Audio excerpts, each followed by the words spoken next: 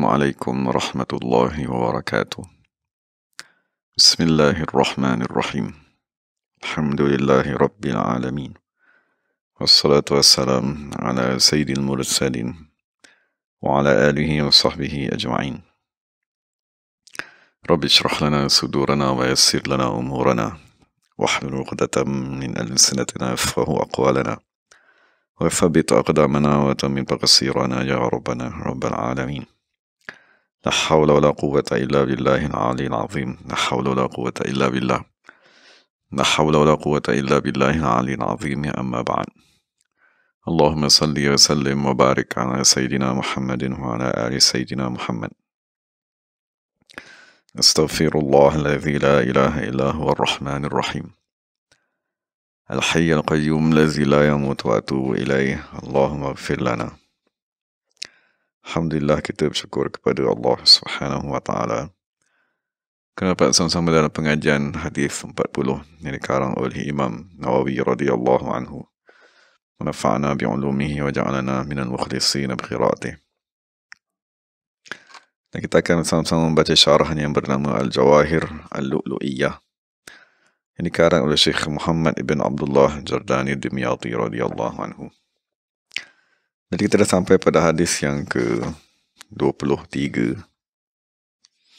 Dan inilah bahagian yang ketiga untuk kita sempurnakan. Nabi Muhammad SAW bersabda, "Wal Qur'anu hujjatun laka aw 'alaika. Kullun nasi yaghdu faba'i'un nafsahu famu'tiquha aw mubiquha." Rawahu Muslim. Dan dalam dua ungkapan terakhir ini, Nabi SAW berkata, sesungguhnya Al-Quran sama ada menyokong kamu ataupun menentang kamu di akhirat. Setiap manusia berpagi, maka ada yang, dan setiap manusia menjual dirinya, sama ada dia memerdekakannya ataupun dia membinasakannya. Hadis diriwayatkan oleh Imam Muslim radhiyallahu anhu. Jadi kita sambung dengan membaca syarah. Maksudnya Rasulullah SAW mengingatkan kepada kita bahawa Al-Quran yang diturunkan kepada kita, dia ialah panduan yang perlu kita gunakan sebagai undang-undang dalam kehidupan. Maka Nabi SAW berkata, Al-Quran hujjatun laka, menyokong kamu, menjadi saksi kepada kamu terhadap kebaikan-kebaikan, menjadi saksi di tempat-tempat yang kamu akan ditanya di tempat tersebut, seperti di dalam kubur, di padang mahsyar. Dan Quran juga akan memberi syafaat kepada kamu, dan dia akan memuliakan kamu sekiranya kamu beramal dengan Al-Quran tersebut, dan kamu mentaati segala arahan-arahan, dan kamu menjauhi segala larangan di dalam Al-Quran, dan kamu tadi mengambil pengajaran daripada nasihat yang berada di dalam Quran, dan kamu mendapat hidayat daripada cahaya Al-Quranul Karim. Jadi sekiranya kita bersifat dengan 4 perkara tersebut, maksudnya mendapat nur daripada Al-Quran, mendapat pengajaran daripada nasihatnya, melaksanakan segala arahan dan menjauhi segala larangan, maka Quran akan menjadi pembantu kepada kita, saksi kepada kita di akhirat.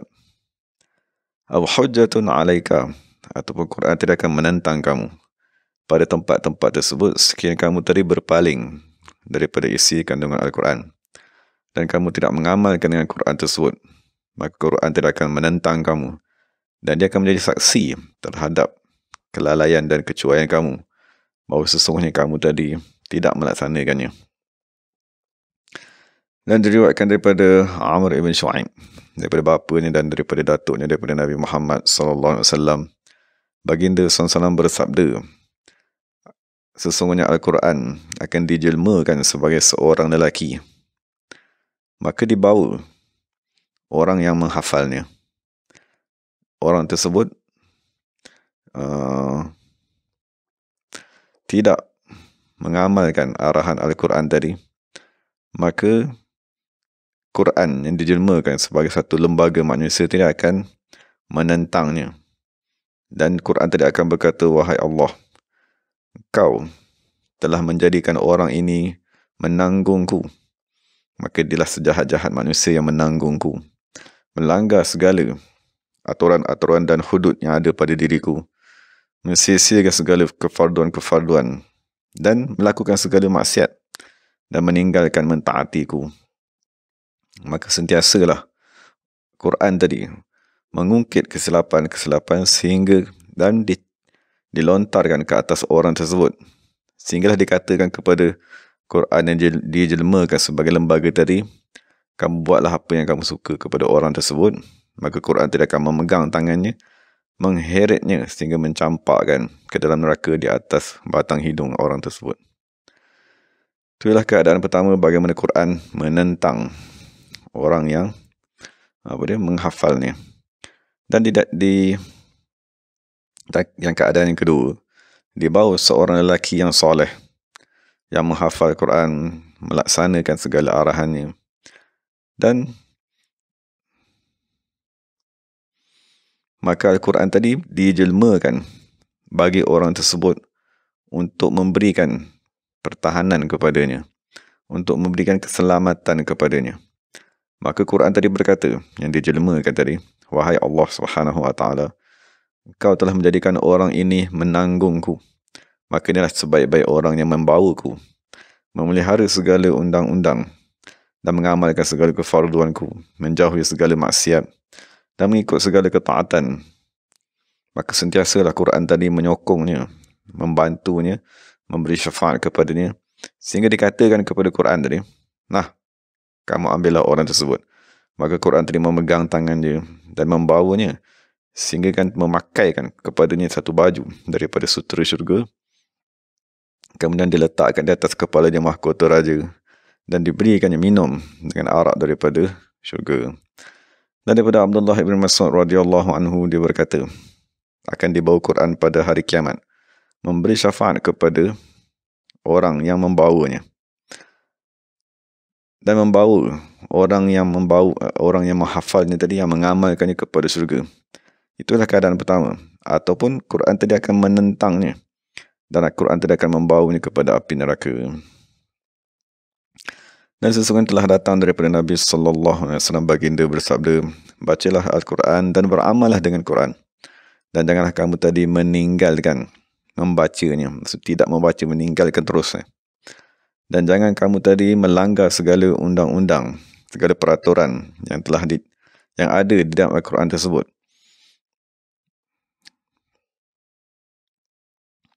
Wala ta'kulu bihi, dan jangan kamu jadikan Quran tadi sebagai punca untuk kamu tadi mendapatkan rezeki untuk hidup. Dan jangan kamu tadi wala tastakthiru bihi, dan janganlah kamu tadi mengumpul harta dunia yang banyak dengan Al-Quran tersebut.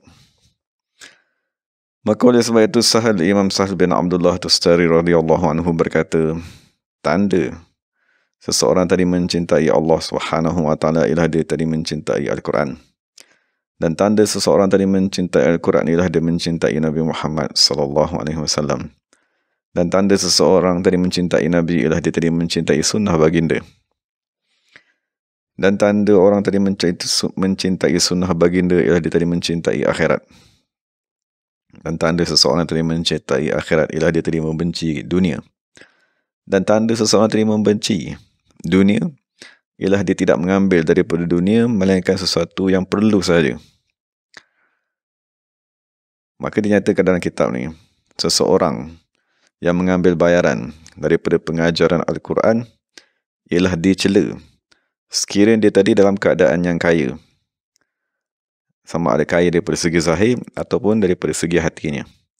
Amma law kana muhtajan, tetapi sekiranya guru Quran tadi mempunyai hajat, maksudnya dia orang yang susah, fala ba'sa bi akhdhihi, maka tidak mengapa jika dia tadi mengambil bayaran daripada pengajaran Al-Quran. Dan kemudian penulis ini membawa satu kisah yang panjang menceritakan tentang salah seorang syekh qiraat di satu masa dahulu di Mesir, di masjid yang bernama Al-Jami' Al-Atiq. Syekh tadi bersumpah dengan talak 3 bahawa dia tidak akan mengijazahkan Al-Quran tadi, qiraat 10 tadi, melainkan sekiranya orang tadi membayar. Maksud setelah tadi mengkhatamkan pembacaan Al-Quran, murid tadi dia kata mesti membayar kepadaku 10 dinar. Maka berkebetulan ada seorang murid baca kepadanya, dan murid tadi ialah murid yang fakir. Dan apabila murid tadi telah selesai membaca dan murid tadi meminta ijazah, maka guru tadi memberitahu kepada murid tersebut, aku telah bersumpah sekiranya aku mengijazahkan tanpa murid tadi membayar 10 dinar, maka isteri aku akan tertalak dengan talak 3. Maka murid tadi menjadi sedih dan dia memberitahu kepada sahabat-sahabatnya. Jadi sahabat-sahabatnya menghimpunkan kepadanya 5 dinar dan dia membawa 5 dinar tersebut kepada syekh tadi. Syekh tadi tidak boleh mengambilnya sebab dia kata belum cukup 10 dinar.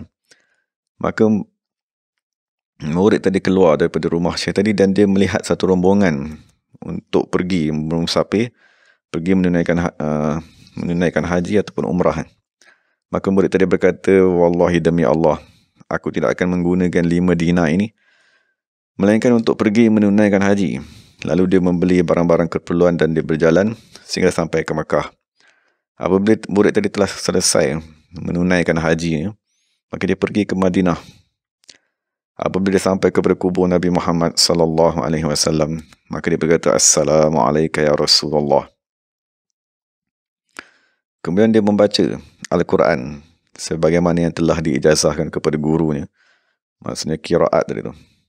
Kemudian dia berkata, wahai Rasulullah, ini ialah pembacaanku daripada guru sipulan-sipulan.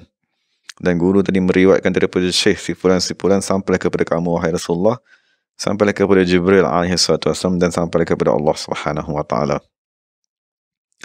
Aku telah meminta daripada guruku untuk mengijazahkan kepadaku, tetapi guruku enggan. Maka aku datang memohon bantuan dengan wahai Rasulullah sallallahu alaihi wasallam untuk mendapatkan ijazah tersebut. Maka kemudian murid tadi tidur dan dia melihat Nabi sallallahu alaihi wasallam. Nabi berkata kepadanya, sampaikan salam kepada guru kamu dan katakanlah kepada guru kamu, Rasulullah SAW berkata, hendaklah kamu tadi mengijazahkan kepada murid ini tanpa perlu apa-apa bayaran. Dan sekiranya guru tadi tidak mempercayai kamu, bermimpi melihatku, maka katakanlah kepada guru kamu, Zumaran. Zumaran ni maksudnya secara beramai-ramai.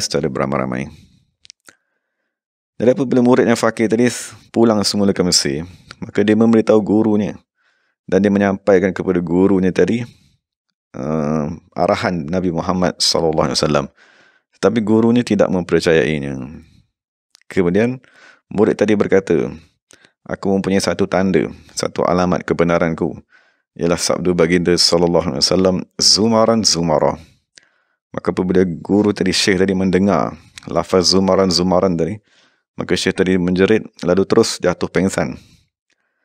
Maka apabila dia sedar, anak-anak murid ini bertanya kepada gurunya, apakah yang telah berlaku? Maka gurunya berkata, aku di satu masa dahulu selalu membaca Al-Quran.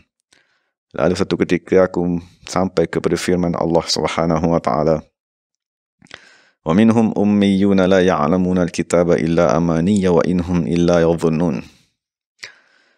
Maksud Nabi berkata, maksud adalah Al-Quran, Allah Ta'ala menyatakan setengah kumpulan daripada manusia hanya mengetahui angan-angan dan mereka tadi banyak bersangka-sangka. Maksud mereka tidak mengetahui, tidak mentadaburkan makna Al-Quran. Maka aku bersumpah aku tidak akan membaca Al-Quran melainkan bertadabur pada makna-makna Al-Quran dan berusaha memahaminya. Maka dia kata, disebabkan aku cuba memahami setiap ayat satu ayat daripada Al-Quran, maka aku mengambil masa tempoh yang panjang.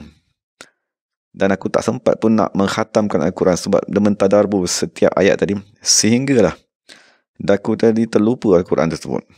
Maka aku membatalkan semua sumpahku dan aku membayar kifarat sumpahku. Kemudian aku mulalah menghafal Al-Quran tersebut. Maka tak kala aku sedang membaca Al-Quran pada satu hari sampai kepada firman Allah Subhanahu wa taala, "Thumma awrasna al-kitaba alladhina astafayna min ibadina." Maksudnya Allah Taala berfirman, kemudian kami wariskan kitab Al-Quran kepada manusia yang kami pilih dari kalangan hamba-hamba kami. Faminhum zalimun nafsi. Maksudnya kumpulan pertama, Allah kata sebahagian daripada orang yang diberikan dengan Al-Quran tadi, umat Nabi Muhammad itu zalim kepada dirinya sendiri. Dan sebahagian daripada mereka berada di peringkat pertengahan. Wa minhum sabiqun bil khairat. Dan sebahagian daripada mereka ialah orang yang mendahului dalam melaksanakan kebaikan. Maka aku berkata di dalam hatiku, daripada mana kumpulankah aku akan tergolong? Maksud daripada orang yang zalim ke? Ataupun orang pertengahan ke? Ataupun orang yang mendahului? Kemudian aku berkata, sesungguhnya aku bukanlah dari kalangan yang kedua, orang pertengahan yang berbuat baik. Dan aku bukanlah juga dari kalangan yang ketiga, orang yang mendahului dalam melakukan kebaikan. Maka mestilah aku tadi duduk dalam golongan yang pertama.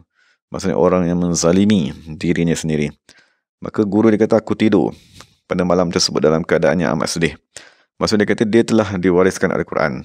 Dia telah berjaya menghafal Al-Quran. Tapi dia tetap kata aku ni menzalimi diri aku. Dan jadi dia rasa sedih pada malam tu. Maka dilihat Rasulullah SAW. Maka Rasulullah berkata kepadaku, Bashir qurra al-Quran annahum yadkhuluna al-jannata zumaran zumara. Berikanlah berita gembira kepada orang yang membaca Al-Quran, menghafal Al-Quran, mengajarkan Al-Quran. Sesungguhnya mereka tidak akan masuk ke dalam syurga zumaran-zumaran. Maksudnya secara berkumpulan beramai-ramai, Maksudnya terselamat daripada neraka Allah Subhanahu Wa Taala. Jadi itulah lafaz yang Nabi SAW beritahu kepada murid tadi sebagai tanda kebenaran mimpi murid tersebut, iaitu lafaz zumaran-zumaran. Kemudian Syekh tadi memandang kepada murid yang fakir tadi. Lalu Syekh tadi mencium wajah murid tersebut dan Syekh berkata kepada anak-anak muridnya, aku menjadikan kamu semua, wahai murid-muridku, sebagai saksi bahawa sesungguhnya aku mengijazahkan murid yang fakir ini untuk dia tadi membaca Al-Quran dan untuk dia tadi mengajarkan Al-Quran kepada siapa yang dia kendaki. Dan jadi habislah sampai situ kisah murid dengan guru tadi. Jadi penulis syarah berkata, kullu dhalika bi barakati Rasulillah sallallahu alaihi wasallam. Kesemua kisah yang kita bincang tadi tu ialah dengan keberkatan Nabi Muhammad sallallahu alaihi wasallam. Maknanya penulis nak bagi tahu, walaupun kita membaca Al-Quran, walaupun kita menghafal Al-Quran dalam qiraat dan seumpamanya, tapi hendaklah kita tadi menguatkan hubungan dengan Nabi Muhammad sallallahu alaihi wasallam dengan mengamalkan isi kandungan Al-Quran. Jadi kita masuk kepada ungkapan baginda sallallahu alaihi wasallam dalam hadis ke-23 ni, ungkapan yang terakhir. Masa Nabi SAW berkata, kullun nasi yaghdu. Maksudnya setiap manusia, sama ada lelaki ataupun perempuan, yaghdu, maksudnya dia akan berpagi pada setiap hari. Maksudnya berusaha, bekerja, meneruskan kehidupan hariannya. Kemudian Nabi berkata, manusia pada setiap hari faba'i'un nafsahu. Maka dia sebenarnya setiap hari, apabila dia bekerja daripada subuh sampai ke zuhur, sampai kepada asar, maghrib, dia sebenarnya menjual dirinya. Dia panggil faba'i'un nafsahu.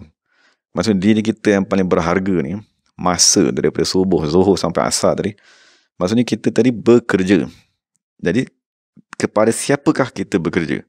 Jadi seolah-olah dia nak kata, sekiranya kamu bekerja kepada Allah, kamu seolah-olah menjual diri kamu kepada Allah. Sebab diri kita ni ialah barang, satu-satunya benda yang paling berharga yang kita miliki. Jadi sama ada kita menjual kepada Allah Subhanahu Wa Taala ataupun kita menjual kepada sebaliknya. Kemudian Nabi SAW berkata, famu'atiquha. Di pagi tersebut, sekiranya kita menjual kepada Allah Subhanahu Wa Taala, maka orang tadi mu'atiquha, memerdekakan dirinya daripada azab Allah Subhanahu Wa Taala.